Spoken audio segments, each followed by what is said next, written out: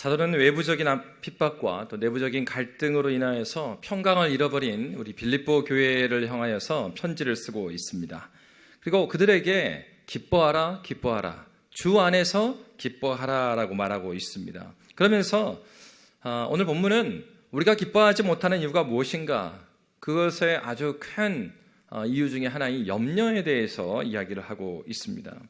그래서 주 앞에서 말하는 기쁨과 관용의 근원은 이 염려를 넘어서서 하나님께 기도하는 것이다 하는 것을 오늘 본문에서 가르쳐 줍니다. 우리 6절 말씀 함께 읽도록 하겠습니다. 6절입니다.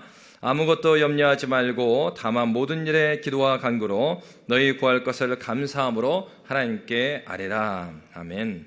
여러분, 기도하지 못하는 이유를 사도는 염려라고 말합니다. 여러분, 20세기의 실존주의 철학자들은 염려가 인간 실존의 본질이라고 그랬어요. 여러분, 그렇다는 얘기는 사람 치고 염려하지 않은 사람 없다는 얘기입니다. 그러면 사도가 사람들이 염려한다라는 것을 몰라서 이렇게 권면을 하고 있을까 하는 것입니다. 그러나 그렇지가 않습니다. 사도도 이 사람들이 염려하고 있는 거 알아요. 그런데 여기에서 말하는 염려는 어떤 염려인가? 염려를 크게 보면은 이제 두 가지로 볼 수가 있습니다. 하나는 합당한 염려가 있고요. 그리고 다른 하나는 합당하지 않은 염려가 있어요. 예를 들면 합당한 염려라는 것은 자신에 대해서 염려. 그래서 이제 시험을 봐갖고 이 시험을 망치면 어떡할까? 그런 염려는요, 나로 하여금 공부를 하게 만들어요. 내가 이렇게 신앙생활 해가지고 나 어떻게 되는 것이 아닐까? 그런 염려는 신앙생활을 똑바로 하도록 돕습니다.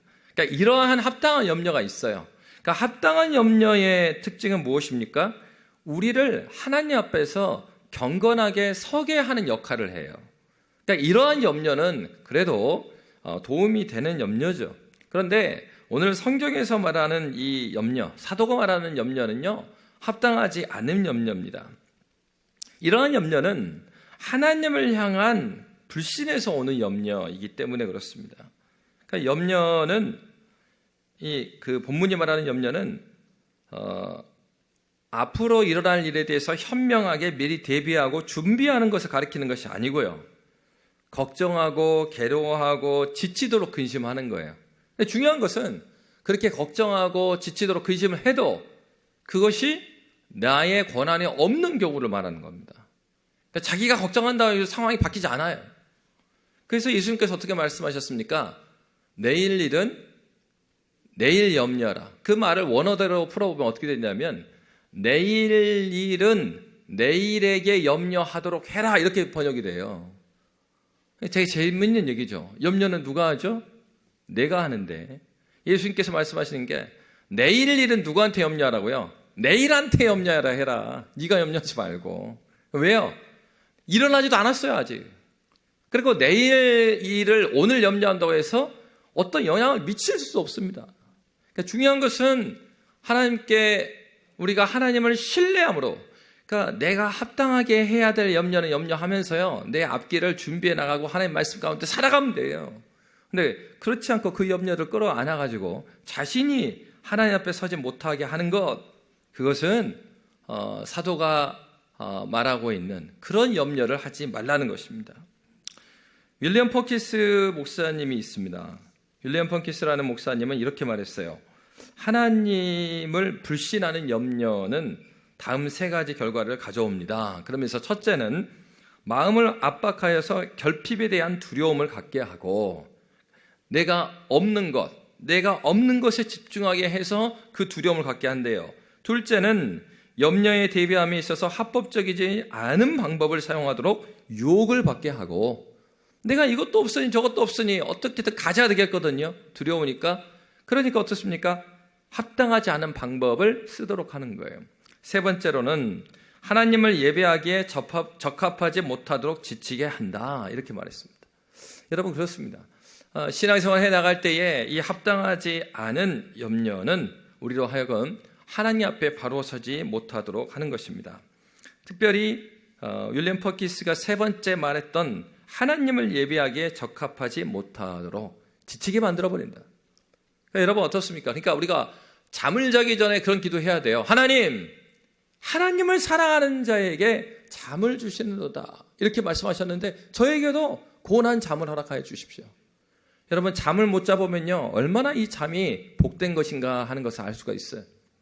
저도 잠을 잘 자는 편이라고 생각을 했는데 한 번은 우리 그 아이가 어릴 때 잠을 많이 못 잤어요.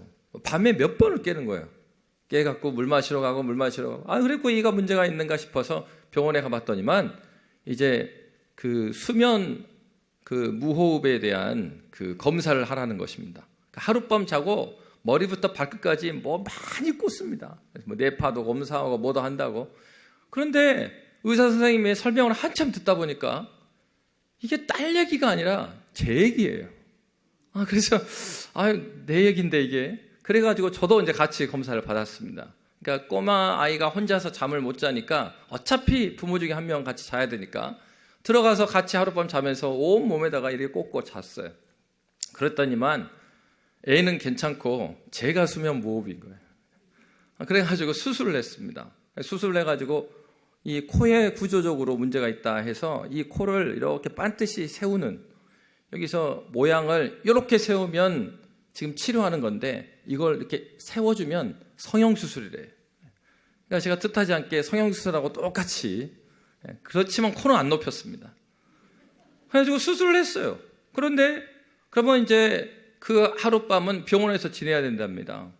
근데 이게 코가요, 이 한 콧구멍을 수술했는데 솜이 이만큼 들어갑니다. 이만큼. 엄청 집어넣더라고요. 근데 제가 그날 밤에 잠을 못 잤어요. 아파서 잠을 못 잔 게 아니에요. 수술하고 나서 아파서 잠을 못 잔 게 아니라 처음으로 이 코 안쪽에 있는 비강부터 해서 모든 게 꽉 막혀 있으니까요, 잠을 잘 수가 없는 거예요. 이게 수술을 하다 보니까 몸이, 근육들이 긴장했을 거 아닙니까? 근데요, 잠이 안 옵니다. 잠을 못 잡니다. 근데 뭘 느끼냐면 피로를 느끼는 거예요. 그리고 잠을 자고 싶어요. 근데 잠이 안 들어요. 와, 그때 그 생각을 했죠.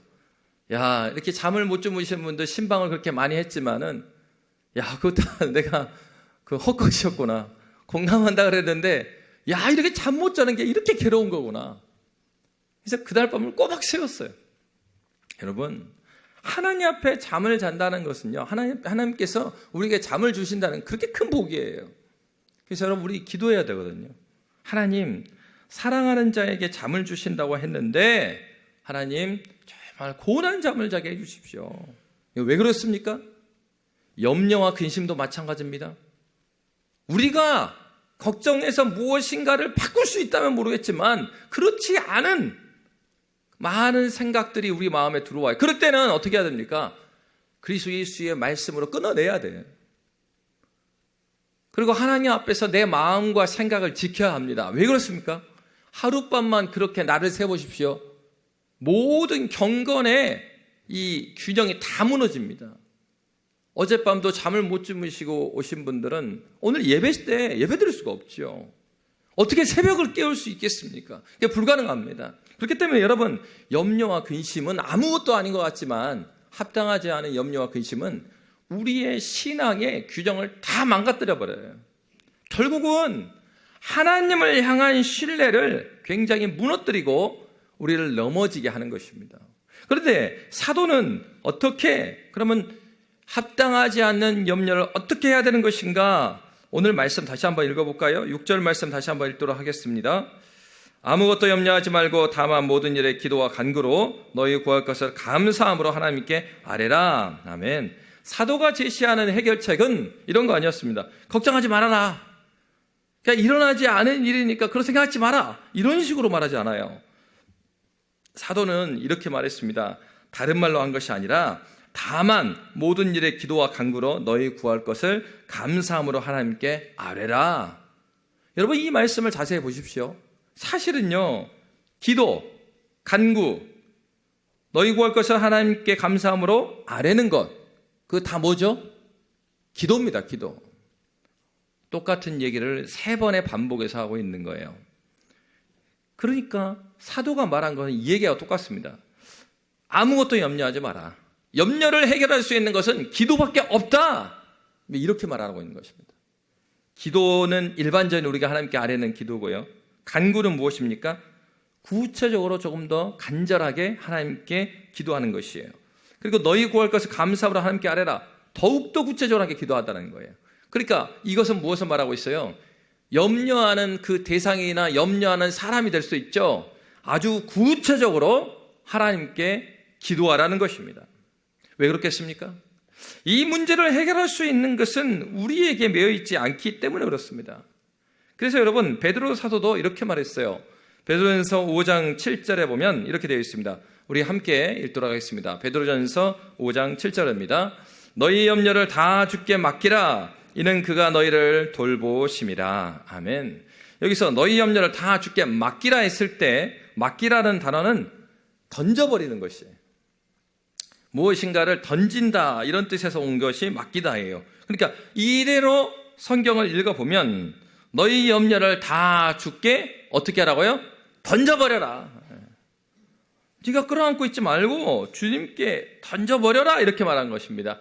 여러분, 군대에서 중요한 것은 보고입니다. 보고체계, 보고. 무슨 일이 일어났어요.